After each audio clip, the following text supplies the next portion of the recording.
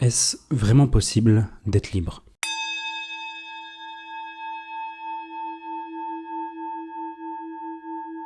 J'ai eu la chance d'être contraint à commencer ma vie assez jeune.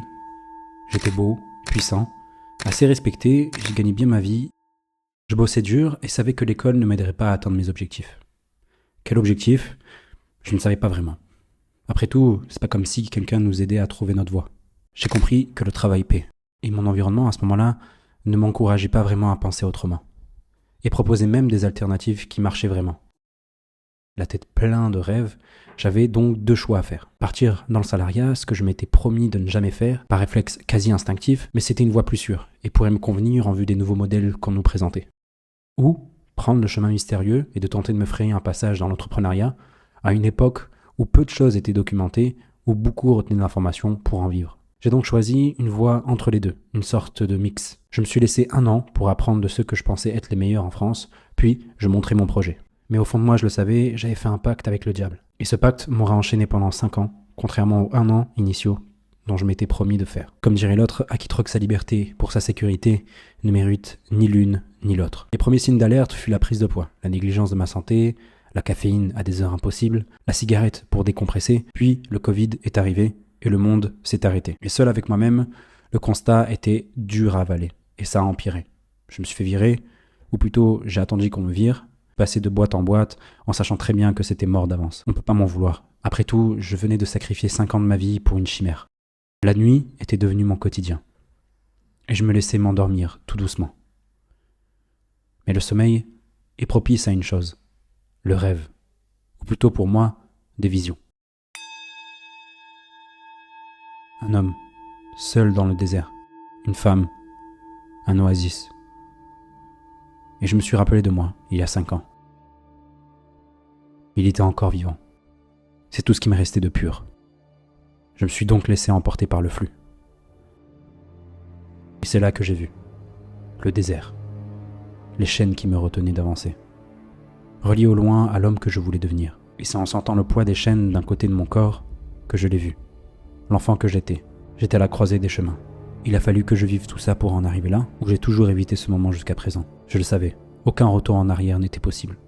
Derrière moi, le feu ardent de ma dépression me poussait vers l'océan inconnu de possibilités, alors j'ai pris ce que j'avais dans un sac à dos et décidé de marcher. Après tout, je n'avais plus rien à perdre et surtout, plus rien à prendre là où j'étais. J'ai donc entrepris de traverser le Maroc à pied, avec une idée simple, rejoindre le désert. Si je devais mourir pendant le voyage, je l'accepterais. Si j'en revenais vivant, le message serait clair. Et je t'ai tout documenté. C'est la première vidéo de ma chaîne YouTube et c'est là que tout a commencé pour moi. Rien ne s'est passé comme prévu. Mais paradoxalement, tout s'est très bien passé. Et je suis revenu avec un seul enseignement. Dieu est grand. J'essaie d'obtenir du coup ce que j'ai toujours voulu, la liberté. Si on définit la liberté comme l'addition de l'autonomie et de l'indépendance, alors c'est faire ce que tu veux, quand tu veux, où tu veux, avec qui tu veux. C'est mon projet. Et je l'ai appelé le projet Ouria. Alors voici mon but avec toutes ces vidéos. Conquérir ma liberté, partager la vérité de ce monde pour mourir en homme de Dieu et accomplir, je crois, la mission qui m'a été donnée. Je suis un aspirant de la sagesse et voici ce qui s'est passé dans ma vie cette semaine. Allez, bilan de la semaine et pour une fois, je suis pas en retard. Je me prends le temps là, entre 2-3 trucs à faire pour vous faire la vidéo. Comme vous pouvez voir, je suis en sous machin. J'ai transpliqué juste là, c'est magnifique. On est le dimanche 27 avril, il est 19h09 et je vous tourne cette vidéo pour vous faire le bilan de ma semaine. Du coup, comme d'habitude, on commence par le premier objectif qui est de purifier son âme, la spiritualité. Je prends mes notes et donc du coup, pourquoi je fais tout ça? Pourquoi en fait la spiritualité c'est aussi important et ça fait partie en fait de mes objectifs au quotidien? Pour la simple et bonne raison que moi je suis musulman et en islam on a une réponse très claire à tout ça. C'est qu'en fait on est constitué de plusieurs parties, de plusieurs choses et notamment 4 qui sont intéressantes ici dans le milieu de la spiritualité. C'est al-aql, l'intellect, al-nafs, l'âme, al-ruh, l'esprit et enfin al-qalb, sorry, le cœur. Et donc du coup, ce que j'essaie de faire comprendre par là, c'est que ces différentes parties, en fait, on pourrait en faire une analogie. Pourquoi j'ai utilisé cette analogie? Parce que pendant que j'écrivais ça, j'ai trouvé une analogie super bien pour expliquer tout ça. Où en gros, l'intellect, ce serait le capitaine d'un bateau qui serait en train de diriger un bateau. L'âme, ça serait le carburant de ce bateau qui le fera avancer. L'esprit, ça serait la boussole, donc ce qui nous rattache directement à Dieu, le roh, comme on dit. Et enfin, le cœur, ça serait la coque du bateau, le bateau en lui-même, le bateau matériellement. Si l'intellect ne suit pas la boussole, donc la volonté divine, le bateau il coule. Et dans ce naufrage, finalement, on peut se faire mal à soi-même, on peut se faire mal aux autres. Du moins, on peut exploser, on peut faire plein de dégâts en même temps. Et en gros, ce que j'essaie de faire comprendre, c'est que si tu as un esprit qui est aligné, si tu as un intellect qui est aligné avec la volonté divine, et donc du coup, te permettra d'être aligné avec ton cœur, et donc du coup, avec ton âme, ce qui te permettra d'avancer dans la vie de manière magnifique. Et donc, du coup, un mental sain pour une vie de qualité, aligné avec Dieu, c'est ça mon objectif, et pour ça que c'est important pour moi. Sur Q2 2025, quels étaient mes objectifs? C'est apprendre plus de 1000 mots en déjà. C'est en bonne voie, mais on est plutôt loin. Lire 3 livres de développement personnel, ça aussi c'est très bien avancé. Finir la partie 1 du livre, ça aussi c'est en cours. Et créer un bot de conversation, projet que j'ai abandonné et que j'ai remplacé par de la pratique orale avec ma femme. On en avait déjà parlé la semaine dernière. Et donc du coup, le bot de conversation c'est un peu compliqué encore aujourd'hui pour les simples raisons que je vous avais expliquées la semaine dernière. N'hésitez pas à aller voir la vidéo de la semaine dernière. Et enfin, donc l'objectif en avril 2025, c'était de créer ce bot dont j'ai abandonné. Et je vais remplacer par ça par des pratiques orales avec ma femme qui parle très bien déjà, puisqu'elle est marocaine, elle est née ici. Être à 100% sur 100 mots, ça j'ai un petit peu de retard, je vais être honnête avec vous, je suis à que de seulement 30%, et on a une semaine de la fin du mois. Donc je vais essayer de bosser à fond cette semaine pour essayer de monter à 50% au moins, mais là franchement 100% avant la fin du mois ça va être très très compliqué. Lire un livre de développement personnel, en cours, presque fini, il me reste quelques pages. Et enfin, lire un livre pour la partie 1 que j'ai terminé, qui est juste ici, que je vous résume juste après.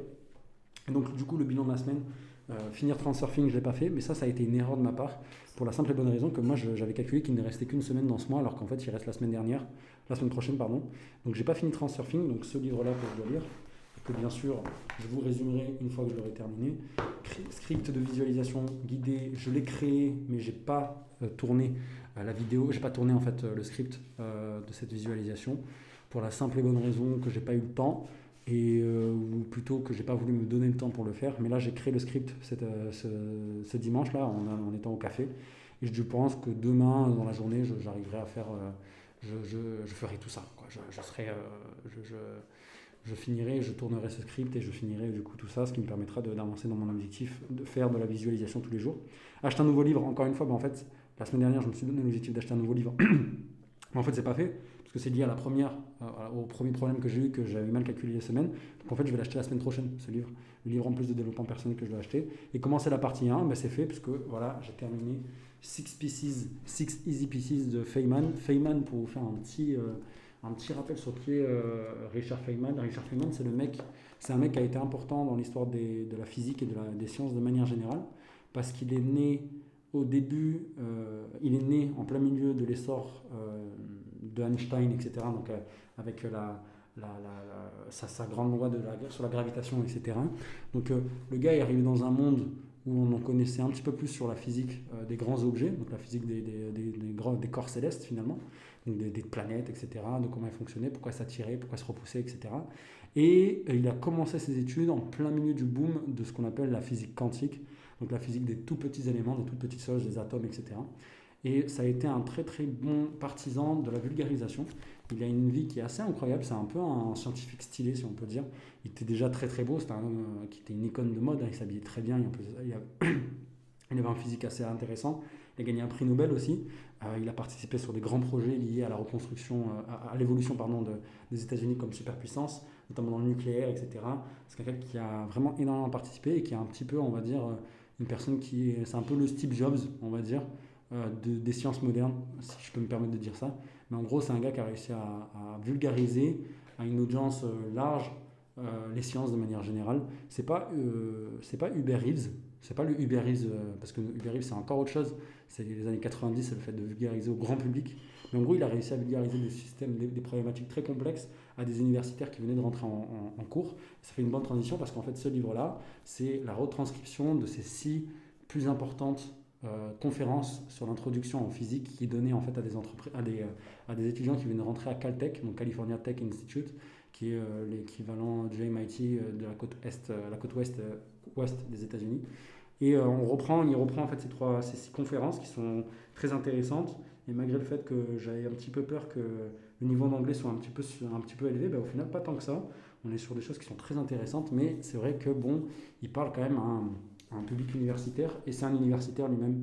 Donc il va parler beaucoup de formules, beaucoup de choses qui en fait relatifs à des gens qui sont déjà très bons en maths de manière générale, en tout cas qui ont le niveau pour être à Caltech, ce qui n'est pas donné à tout le monde.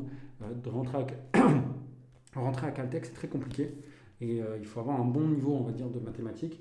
Et moi qui n'ai pas ce niveau-là et surtout qui n'ai pas ce niveau technique de comprendre toutes les formules qui sont affichées dans ces trucs, donc, par exemple, ça c'est le nouveau système, le nouveau modèle standard, le modèle standard, etc. Après, il va te sortir des formules un peu chiantes que je peux vous montrer. Voilà, juste pour vous donner une idée, on a des formules comme ça qui s'affichent, qui sont un peu chiantes à connaître, qui n'expliquent pas vraiment comme si on ne comprenait rien. En gros, c'est pas du niveau d'une vidéo YouTube qui essaie de vous expliquer pourquoi ça fonctionne les choses. Et donc du coup, voilà, c'est un travail un peu universitaire d'un mec qui était en plein milieu des années 50-60, en plein milieu de l'essor, vous savez, du Vietnam, etc., et qui essaie d'expliquer à des matheux comment fonctionne l'univers, ou en tout cas de leur donner une certaine forme de... En fait, il essaye plus aussi de piquer l'ego des élèves en face de lui pour qu'ils choisissent physique. Parce que c'est un moment charnière. En général, il faisait ça en début d'année avec des nouveaux étudiants qui venaient d'arriver. Et il leur présentait du coup, il va faire une conférence à un moment qui est où est-ce qu'on en est aujourd'hui dans la physique. Et donc aujourd'hui, le gars arrive, il parle de où est-ce qu'on en est dans la physique, mais en fait, quand il termine son chapitre, moi qui connais un petit peu et qui me renseigne sur ces sujets liés à la physique des particules, etc., on voit bien qu'il est loin du compte sur ce qui s'est passé sur ces 10-30 dernières années. Par exemple, il va faire le lien entre physique et les autres sciences. Donc, il va parler de la chimie, il va parler de la géologie, il va parler de tout ça. Je m'en fous un peu, pour être honnête avec vous. C'est pas quelque chose qui m'intéresse énormément de savoir qu'en fait, une roche, elle s'est formée sur cette forme-là, parce qu'en fait, la physique, tu vois, je m'en fous en fait, un peu de ça. Donc, il y a des chapitres clairement que j'ai des fois même sauté, pas en entier, mais j'ai lu dans les grandes lignes. Ou pareil, il va te parler de la psychologie. Donc, toi, tu t'attends à ce que le mec va te parler d'un sujet hyper spirituel, que voilà, la physique ça peut se retrouver dans la forme de la psychologie, etc. Mais en fait, non, il va te parler en fait, que dans le cerveau, il se passe des réactions chimiques qui sont elles-mêmes dérivées de la physique, bref, c'est un peu chiant. Et donc, du coup, c'est pas le meilleur livre, c'était pas une perte de temps, mais c'était pas non plus le meilleur livre que j'aurais voulu lire. Il répond pas trop à la demande que je me suis faite avant de commencer du coup, le travail de lecture sur la première partie du livre qui, elle, va parler du livre que j'essaie de créer, qui va parler, elle, des grandes règles physiques qui nous entourent. Et je vous avoue que on est loin du compte de ce que j'avais envie de faire. Et donc de ce fait, je vais continuer mes petites recherches, notamment sur Internet, en espérant trouver quelque chose de très vulgarisé.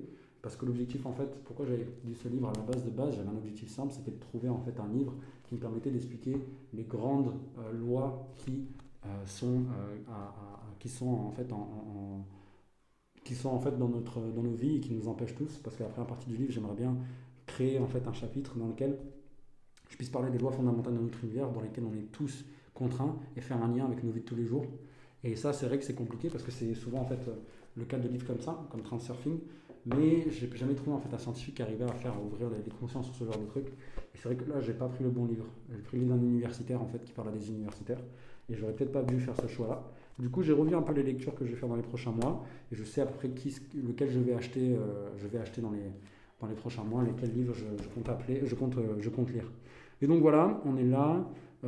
Pour la partie bilan, on est ce qu'on a encore à faire. Donc, du coup, objectif de la semaine prochaine, mes objectifs ils sont simples: faire 7 séances de visualisation, 7 séances de pratique de Dalija, 7 séances de révision de vocabulaire Dalija, finir Transurfing, 40 cours, acheter un nouveau livre de dev perso, commencer à répertorier les lois fondamentales de l'univers. Maintenant que j'ai lu ce livre, je pense que je peux commencer à rentrer un peu plus vif dans le sujet. Et c'est notamment en fait le cas de la semaine prochaine. Je me suis mis du coup comme objectif chaque jour de faire une séance de visualisation, 30 minutes de pratique du Dalija à l'oral, réviser 100 mots de vocabulaire, lire 18 pages de Transurfing et travailler 30 minutes sur la partie 1 du livre, c'est-à-dire en fait faire répertorier en fait les grandes lois de l'univers, tout simplement. Ensuite, on passe du coup au bilan physique. Pour la faire simple, pourquoi c'est important? Tout simplement pour répondre à l'adage le plus intéressant qui est un corps sain dans un esprit sain. Et donc du coup, un esprit sain dans un corps sain, un esprit sain avec un corps sain dans un esprit sain. Et donc du coup, ce que j'aimerais faire, c'est que pourquoi c'est important pour moi d'avoir un corps en bonne santé? Si ton véhicule, donc du coup ton corps est en mauvais état, ta vie entière est impactée.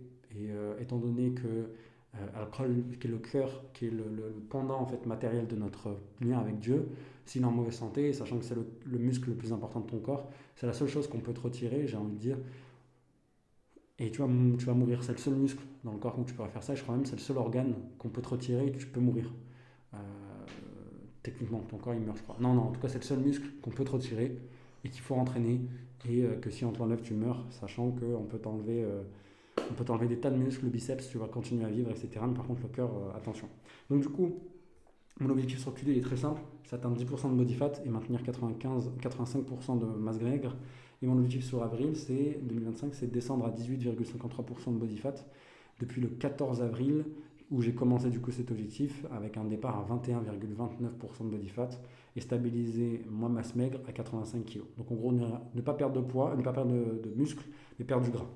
Bilan de la semaine, bah, écoute, c'est très très bien puisque mon objectif était d'atteindre 19,49% de body fat et j'ai fait 17,98% de body fat. Donc en fait, j'ai limite déjà atteint mon objectif du mois, ce qui me met vachement en avance sur mes objectifs pour le reste des semaines. Mais pourquoi? Parce que déjà d'une, j'ai fait un jeûne de 5 jours la semaine dernière, ce qui m'a permis de perdre énormément de body fat d'un coup sec. Et ensuite, après ça, mon métabolisme de base, il est reparti un peu en folie, puisqu'en fait, je mangeais pas tant que ça. Ce qui me fait que aujourd'hui, j'ai peut-être repris du poids par rapport à la fin de la semaine dernière. Par exemple, là, je vais vous dire directement, je finis la semaine dernière à exactement... ah non, j'ai perdu encore. J'ai perdu du poids par rapport à la semaine dernière. Mais en gros, voilà, je finis, par exemple, la dernier jour de la semaine, donc le dimanche, quand je termine mon jeûne, je suis à 100,4. Et là, je termine la semaine, cette semaine-là, donc dimanche ce matin, quand je me suis pesé, à 103,4. Donc j'ai pris 3 kilos du moment où j'ai terminé mon jeûne jusqu'au moment où j'ai une semaine plus tard, après. Et sur l'ensemble, donc la moyenne par rapport à la semaine, j'ai perdu plus de 500 grammes. Donc ça veut dire que même si j'ai repris du poids, j'ai tellement perdu lors de la semaine dernière qu'en fait mon corps il en a tellement besoin de nutriments que même si j'ai repris du poids techniquement par rapport à la fin de mon jeûne, j'ai pris du muscle parce qu'aujourd'hui j'ai jamais été à 103 kg et à 17% à 18% de body fat. J'ai jamais été à ça, c'était toujours plus. Donc j'ai pris du muscle. Ça fait extrêmement plaisir, puisqu'en plus de ça, je suis à 85% de masse grasse, donc c'est super bien. Objectif de la semaine prochaine, atteindre 18,54% de body fat, ce qui est déjà fait, donc ça fait extrêmement plaisir, mais disons qu'on va rester sur cette lancée-là. Maintenir 85% de masse maigre, ça aussi c'est fait. Obtenir 80% de qualité de sommeil en moyenne, ça aussi ça a été fait par rapport à cette semaine, puisque cette semaine je suis à 93% de qualité de sommeil, ce qui est extrêmement bien, parce qu'aujourd'hui je ne mets plus de réveil, et je pense que je vais continuer comme ça. Je vais arrêter de me lever aussitôt. Je vais quand même couper aussitôt les écrans, etc. Ce qui me permet de bien dormir. Et surtout que les effets que j'avais escomptés du fait qu'on vivait ensemble avec ma femme s'appliquent. Parce qu'aujourd'hui, je n'ai plus besoin d'être sur mon téléphone tard le soir. Parce que ma femme est avec moi, puisqu'on parle. On est en face à face. Donc, il n'y a plus besoin d'avoir le téléphone. Et bien sûr, manger 3000 kcal en moyenne tous les jours, donc sur toute la semaine. Et donc, ça fait que mes habitudes quotidiennes pour la semaine prochaine, c'est arrêter les écrans à 21h, manger 3000 kcal, brûler 300 minimum kilocalories via des exercices, se réveiller avant 7h, Inch'Allah. Et donc du coup, on va passer du coup au bilan financier qui, je l'espère, est super intéressant parce que c'est ce que je fais la plus grande partie de mon temps. Quand je mange, je m'entraîne et je fais les prières, voilà, tout ce qui concerne la spiritualité, le corps, ça va me prendre peut-être 3 heures dans la semaine, dans la journée. Et le reste du temps, je travaille en fait, littéralement, si on compte pas le sommeil, etc. Utiliser du coup, pourquoi c'est important pour moi d'avoir de l'argent? Parce que l'argent c'est un outil. Et en gros, la mission que nous a donnée Dieu, encore une fois, sur Terre, c'est de pouvoir être bien dans nos vies matériellement. Il ne nous a pas imposé une vie d'ermite, une vie de reclus. Il nous a dit, fais de l'argent, c'est une bonne chance, c'est une bonne chose. Et donc du coup, pour me donner un objectif un peu plus matériel dans cette dunya, et je pense que c'est même d'ailleurs ce que m'a demandé Dieu de faire, c'est de financer sans les bas une propriété autonome. Pour protéger les gens que j'aime, créer un QG solide dans lequel je pourrais me reposer et lancer des projets plus grands pour l'islam et pour la Oumma. Donc en gros, vous l'aurez compris, créer quelque chose qui est en dehors du système, qui me permettrait de vivre sans ce système-là, donc une société autonome, une propriété autonome en eau, en nourriture et en protection. Donc je n'ai pas besoin de l'État pour me protéger. Objectif sur Q2, c'est mettre 500 € de côté. Je crois qu'on est bien là, on est en track. Facturer via mon auto-entreprise marocaine et gérer 15 000 € net dans ma poche. Donc l'objectif sur avril, du coup, c'était de mettre 350 € de côté, c'est déjà fait. Ouvrir mes comptes pro chez CVG, ça aussi c'est fait. Et faire 5 000 € net ce mois-ci. On va faire le bilan en fin de mois, mais c'est plutôt bien avancé. On va faire même le bilan de mon état financier actuel sur cette fin de semaine pour faire un petit peu un état là-dessus. Alors du coup, bilan de la semaine, donc ce que je devais faire pour cette semaine que je m'étais donné comme objectif la semaine dernière, c'était de finir les packs de mes clients chiants, je ne l'ai pas fait. Je devais déléguer, j'ai pas réussi à déléguer, les personnes sont occupées et avec ma femme ça n'a pas très bien matché sur notre manière de fonctionner. J'ai été peut-être un peu brusque avec elle et donc du coup cette semaine on va peut-être remettre en place un système pour qu'elle puisse arriver à bien travailler. Sachant qu'aujourd'hui, vous savez que moi j'ai un call center, je fais du setting au téléphone, je fais du call calling comme on l'appelle. Et en France, là, il y a plusieurs ponts qui vont se faire. Donc le mois de mai, c'est le mois peut-être où on travaille le moins dans l'année.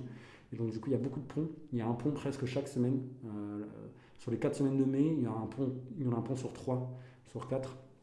Et donc du coup, voilà, c'était un peu compliqué, mais bon, j'ai pas pu faire ces appels-là parce que tout simplement j'avais la flemme et que ces clients ils sont chiants comme je vous le disais. Et là aujourd'hui, comme vous le savez, j'ai un client sympa avec qui j'adore bosser et pour lui ça ne me dérange pas de faire des appels parce que je suis encore sous forme de pack. Et un deuxième que j'ai facturé au TGM au jour. Et là forcément j'ai envie de continuer avec lui parce que en fait chaque journée qui se termine, je sécurise de l'argent. Donc ça fait extrêmement plaisir. Enfin, deuxième objectif c'était de démarrer avec 200 nouveaux leads. Et le problème c'est que je suis pas arrivé, je suis arrivé à 99 donc 100 leads à peu près sur cette semaine dernière, ce qui m'a posé quelques petits problèmes sur le troisième objectif que je m'étais donné, qui était d'atteindre 1683 appels prévus. Je vais prendre 1583 appels, j'en ai fait que 1435 pour la simple et bonne raison qu'il me manquait énormément de leads. Mais bon, pour 200 appels, c'était juste une petite session d'après-midi, vendredi après, mais je ne l'ai pas fait parce que j'étais encore en famille, ce qui m'a empêché de faire ces appels-là. Mais il n'y a pas d'excuse, j'aurais pu très bien le faire. Le quatrième objectif, c'était de faire un duo avec ma femme. Ça s'est pas fait malheureusement, petite dispute lundi par rapport à ça, on s'en bat les couilles, on repart. Hein? On met ça? Hein?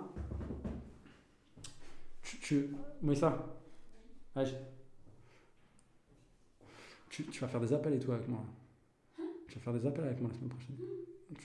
Donc c'est remis à cette semaine du coup l'objectif de travailler avec ma femme, parce que je m'étais mis ça la semaine dernière. Du coup voilà. Du coup chaud? Hein? Ouais, il faut que je me dépêche parce qu'il y a à manger après. Finaliser le compte CFG, donc c'est bon, j'ai mes comptes, j'ai les jolies cartes. Je ne peux pas vous les montrer parce que je ne les ai pas là, mais c'est des jolies cartes gold, absolument magnifiques, avec mon nom beaucoup trop long, donc je ne pouvais pas faire la distinction entre pro, mais c'est pas grave, on s'en bat les couilles. Et enfin, si on fait un état des lieux de cette semaine, je termine cette semaine à peu près à 1050 € sécurisés à la fin de la semaine, donc c'est franchement, je crois, mon meilleur mois, ma meilleure semaine depuis que j'ai commencé l'entrepreneuriat. Ça fait extrêmement plaisir, ça c'est dû notamment au fait que je facture au TGM, donc il n'y aura plus jamais de retour en arrière sur ce côté-là. Et donc objectif de la semaine prochaine, finir les packs de mes clients chats, donc je vais donner tous les appels, les leads que j'ai de mes clients chiants à ma femme. Pourquoi? Pas parce que je la déteste et que je lui envoie des clients chiants, non, ils ne sont pas si chiants que ça, c'est facile de prendre des rendez-vous pour eux, mais c'est des leads où je m'en fous. En gros, je vais lui envoyer, comme ça, peut faire des erreurs, se pratiquer, et pratiquer surtout en pouvant potentiellement gagner de l'argent. Et trouver 200 nouveaux leads à appeler. Donc là, je n'y suis pas encore mis, puisque je vous fais cette vidéo, ce sera juste après ou même demain matin. Je ferai ça et réaliser en tout 2650 appels sur la semaine, c'est-à-dire moi 1600, et ma femme, Inch'Allah, si elle s'en sort bien, 1500. Ce qui fait 533 appels par jour pour moi, et je crois, je ne sais pas combien, je crois 350 pour ma femme chaque jour. Et donc du coup, voilà, on est à peu près à ce niveau-là pour cette semaine. En tout cas, moi, je vous remercie. Ça a été un plaisir. Prenez soin de vous et je vais aller manger. Bisous.